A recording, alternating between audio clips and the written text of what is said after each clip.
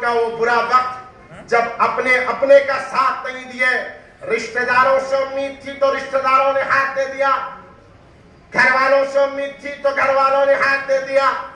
वैसे बुरे वक्त में जब आदमी आदमी के सामने खड़ता था तो वबा फैलने का अंदेशा था, लोग कीड़े मकोड़ों की तरह मर रहे थे हिंदुस्तान के अंदर, सोलापुर के अंदर।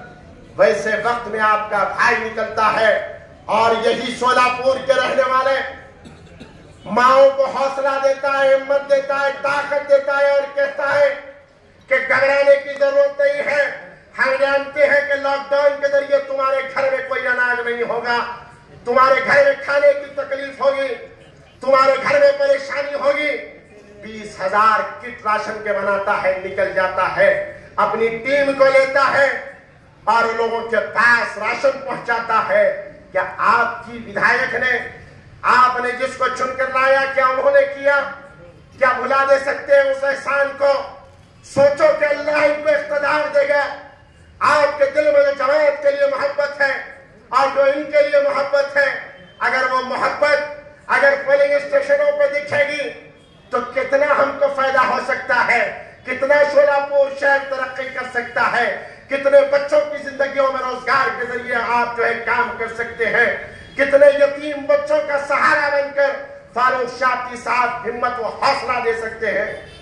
अरे आज आपने जिसको जिता कर लाया, मैं कहना चाहता हूं ये बात कि कोई नीतीश राणे भारतीय जनता पार्टी का महाराष्ट्र की सरजमीन पर रहता है और आए दिन मुसलमानों के खिलाफ जो मुखवाया बोल रहा है, और भारतीय जनता पार्टी जो आज संविधान दिवस मनाकर नाटक कर रही है, ये संविधान की धज्जियां उड़ाने वाला तुम्हारा नीतीश राणे और ये फिरका परस्त ज़हनियत तुम्हारी जो जमात के अंदर मुसलमानों के ताल्लुक से भरी हुई है, बताओ आकर कहता है सोलापुर के अंदर क्या आखात की जायदादें जो है, यहां पर जो आखात की जायदादें उसको छीन लिया जाएगा।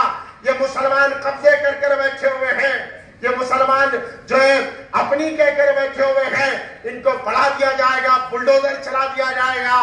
तो आपकी जो आपने जिसको जिता कर लाया, या महिलाएं बैठी हुई है, आप ही के तरह एक महिला है, ये महिलाओं ने भी कभी साथ दिया होगा।